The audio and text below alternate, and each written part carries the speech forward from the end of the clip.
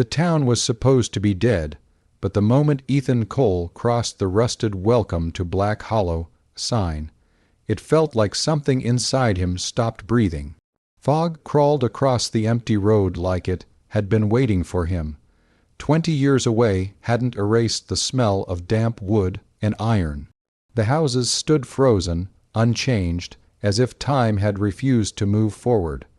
People watched him from porches with eyes too calm, too knowing. His mother's funeral was scheduled for the next morning, yet the church bells began ringing that same night at exactly 3:17 a.m. The sound clawed through his chest. She had warned him about that hour when he was a child. Never answer the bell. Unable to sleep, Ethan drove to the cemetery. Moonlight revealed fresh soil on a grave near the back. His breath vanished when he read the name carved into the stone. It was his name. Below it was a date. Tomorrow's date. A cold wind whispered his childhood nickname. When he turned around, someone stood at the gate, smiling with his exact face. The smile widened as the bells rang again. Everyone in Black Hollow acted like nothing was wrong, and that terrified Ethan more than the grave ever could. The church had been rebuilt, brighter than he remembered, its doors painted white and clean. A new sign hung above it, the Rebirth Center. Inside, the preacher spoke softly about death as a temporary sleep, about returning stronger than before. The congregation nodded in unison. Ethan's heart pounded when he saw faces. He recognized faces that should have been buried. After the service, a hand touched his arm. When he turned, his blood ran cold. Sarah stood there, smiling gently. Sarah, who had drowned in the river when they were 12. Her skin was warm. Her pulse was real. She leaned close and whispered that Black Hollow had found a way to fix death. Outside, Ethan noticed people avoiding mirrors, turning their faces away from reflective windows. That night, he dreamed of the river bubbling like boiling blood, calling him home. He woke to footsteps outside his door and found muddy handprints leading away into the dark. On his phone, a single message appeared from an unknown number. You were supposed to be reborn here. The river had changed. Where clear water once flowed, it now moved thick and red, shimmering like something alive. The moment Ethan stepped closer, the air filled with whispers, names, screams. When his fingers brushed the surface, the world shattered. He saw bodies dragged beneath the water, hands bound with rope, faces calm as if surrendering. He saw children standing in a circle, chanting words that burned his ears. At the center stood his mother, younger, crying as she held a knife. Ethan collapsed on the riverbank, gasping.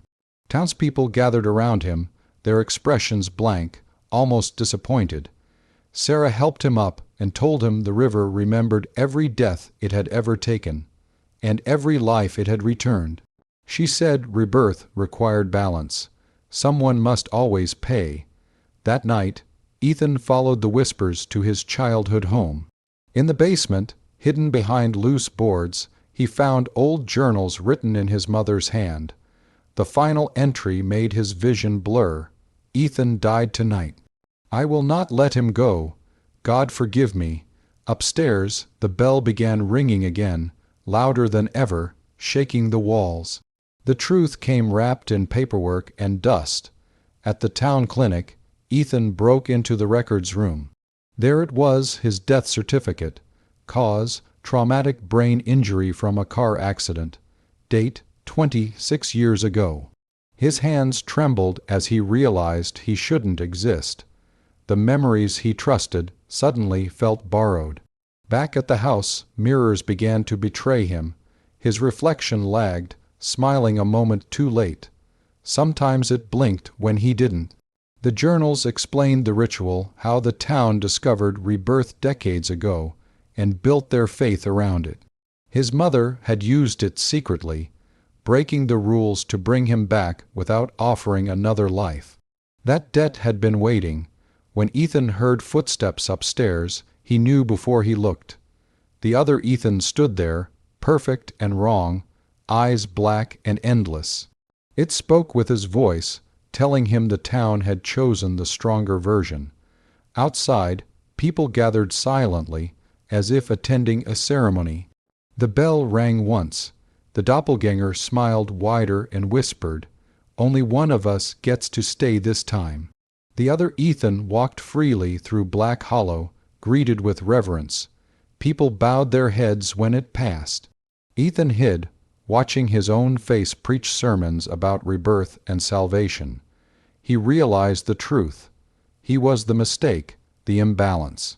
The doppelganger was what the ritual was meant to create, eternal, untouched by decay. Bodies began appearing around town, reborn citizens collapsing as their borrowed lives failed. Panic spread, but the cult leaders knew the solution. Ethan was the missing offering. Sarah found him at the river and begged him to stop running. She said dying again would fix everything. When he refused, her smile cracked, revealing something hollow behind her eyes. That night, the doppelganger cornered him in the church, explaining that rebirth never creates, it replaces.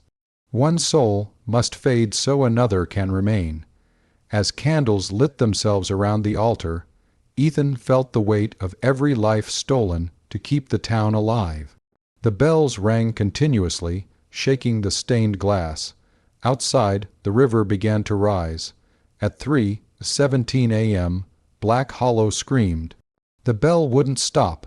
Reborn bodies rotted in the streets, flesh peeling like wet paper. The doppelganger demanded the ritual be completed before dawn. Ethan escaped into the tunnels beneath the church, following symbols his mother had drawn years ago. In the darkness, he heard her voice, apologizing. She had loved him too much to let him go. In a hidden chamber, Ethan found the final truth. The ritual couldn't be destroyed, only redirected. Someone had to choose to die willingly to break the cycle for one generation. As townspeople dragged him back upstairs, Ethan saw fear in their eyes for the first time. They weren't believers anymore. They were desperate. The doppelganger raised the knife, but Ethan grabbed it, turning the blade toward himself. The bell stopped. Silence swallowed the town as blood touched the altar. Ethan's vision faded, replaced by memories not his own. Every rebirth, every sacrifice, every lie. He understood now why his mother had tried to escape the town. The cult leaders screamed as cracks spread across the church walls. Reborn citizens collapsed into ash. The doppelganger howled, its perfect form splitting apart like broken glass. Ethan smiled sadly, knowing this was the only choice he'd ever truly made. The river drained back to clear water. The bell fell silent. Black Hollow burned as dawn broke, and the survivors fled, swearing never to return. For the first time, death felt peaceful. Ethan closed his eyes, believing it was over. Years later, a new family drove past a rebuilt sign on a quiet road. "Welcome to Black Hollow." The town looked fresh, clean, reborn. In the small clinic, a baby cried for the first time. The clock on the wall stopped at 3:17 a.m. Outside, beneath the church, the bell rang once. The nurse smiled softly and whispered, "It worked again." In the distance, the river shimmered red for just a moment before returning to normal. Death had rested, but rebirth had only been waiting.